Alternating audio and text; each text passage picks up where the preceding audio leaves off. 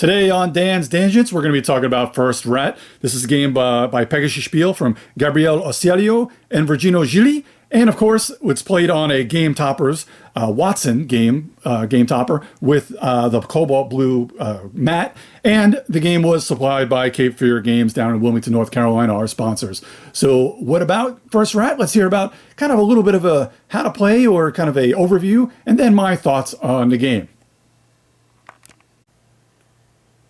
Okay, as usual, we're going to be looking at a solo game setup here, but I'm going to give you the kind of the overview. I'm not going to go exhaustive how to play, but I'll give you most of the overview on how to play the game and then a little bit of my thoughts here. So I've got it set up as a solo player. So there's little kind of things that happen with the AI. There'll be a deck of cards that you're going to use for the AI kind of automa, but I'm going to give you a little bit of overview of how to play the game anyway. The AI starts off with a couple of rats on here. So of course, in First Rat, what you're trying to do is you're trying to go along this pathway here and trying to get up to the rockets, because the rats want to get to the moon full of cheese and they're going to take the rocket. Now, throughout the game, you can be getting different resources, which you can turn in for victory points, which you'll put little cubes up here. As you can see, there are kind of a neutral placeholder for, just for a two-player game or for a solo game, where you can just basically marking out places that it kind of changes up and quickens up the game as well, as far as the amount of points that you can get. And you see on each one of these areas, as you get there, you're going to be getting your resources. So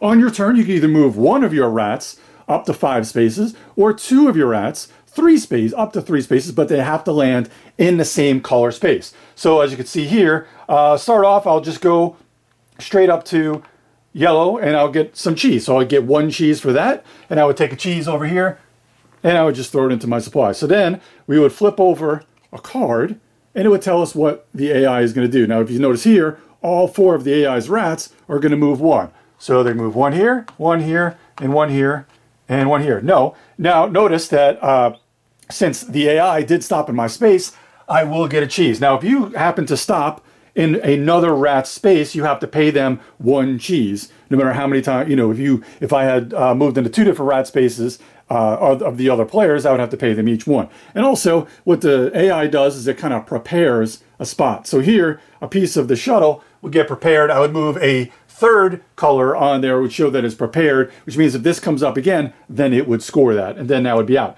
So on my next turn, I can then move more rats. I could actually do this where I go 1, 2, 3, and then go 1, 2, and I would have to pay 1 cheese for that, but I'm going to get 2 cheese back, so I'll take 1 and 1, just starting to get up some cheese. Now, as you can see, you're going to be starting to get a lot more resources. Now, I'll explain what each one of these spaces do. So you've got light bulbs here. What the light bulbs do is you're moving your rat spaces here along this light trail. Now, if I was to move, let's just say on another turn I was here, just move the next one here for 2, I would then move up 2. Then for every turn in the future, whenever I land on this type of space, so if I land on a cheese space or a yellow space, I would get 1 more. You add 1 more. So if it was down here, I would add 2 to the yellow spaces, which makes it a little bit weird when you start getting green spaces, because sometimes green spaces have different things in them, but you're still getting a +1 modifier to those spaces. So you're trying to get different resources as you go. So if you see here, you've got these are the different resources that you can get here. You got kind of beans, I guess a computer or a calculator, some spray, and then some, I guess that's cereal. So you're going to use all these things, and as you're going to turn them in up here for different parts of the rockets, 5 and 2, 3 and 2, and 1 and 2, that'll be done at the end of your turn. You would then kind of just, if you were able to do that, you would put your cube on there. If you happen to have 3 of the different spaces, 3 of the different pieces, you then get to build a rocket, which would go there. Now, again, you've also got some other things on here, like I mentioned, the light bulbs, but you've also got the apple cores. The apple core is how you move this rat down here. Now, this rat has to move in clockwise fashion. There are little arrows on here that you can go around this way. You can come back around here. As you pass by certain areas on the track, you can either get these comics, which give you variable player powers. I'm not going to get too much of that. It'll give you a permanent player power. If you pass the den here, you would then get another rat that goes into the beginning of the, beginning of the board. And if you pass this apple core here, you would then put 1 of your cubes onto there to score there as well. So you're constantly taking turns and then moving the AI rat, and then moving on from there. There's also some shortcuts on the board that if you see here, they cost money. That if you come here and you wanted to go up there, it would cost you one of those boxes of cereal, or here it would cost you one of the keyboards or the calculators. And there's a couple different spaces for that to help you get to the top. Now, once your rat does get to the top, he will then become a ratronaut, basically astronaut, a rat astronaut, a ratronaut, and it would go up on here. And then you can do one of two things. You can either get 3 points, 3 endgame points here, or you can get another one of your rats to be able to start there.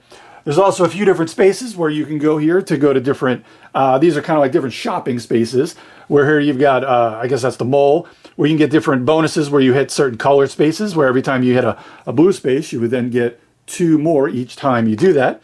Over here, you would get some energy drinks, which is one time when you can turn in the energy drink for double the reward of one of your spaces. Here, if you go up to spend 12, you can get a bottle cap, and bottle caps do things like 6 points for every every full rocket that you completed. There's also ones for 4 points for every time you go down to these spaces, and so on and so forth. So very easy game to play. I don't really think I missed anything here. That's pretty much the whole game. You play until you get 8 of your cubes on the board, or somebody puts 4 rats on the board, and then you would continue to play that round, and then you play one more round.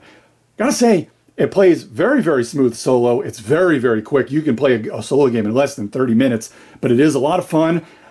I don't know if the solo, they do have different difficulty levels. If you notice on the bottom here, there's a B deck and an A deck, and then of course the C card. So depending on the difficulty level, you're going to use a certain amount of cards from the A deck and the B deck, and the difficulty does vary a little bit. It's still not overly difficult, but it is still fun to play. And multiplayer, it does play very, very well, and it is easily one of those 1 hour wonders. So I would say, and I don't think it's very expensive. I think this is less than $40 First Rat from Pegasus Spiel. So I would say, I would definitely pick this one up. I really like this one quite a bit. Again, easy to play, easy to teach, very family weight game. And if you're a solo player, very smooth to play, very easy to pick up and put down as far as solo goes. So that is First Rat by Pegasus Spiel. Please check out the Geek Allstars podcast and check out my other Dangents on this channel. And I'll see everybody next time.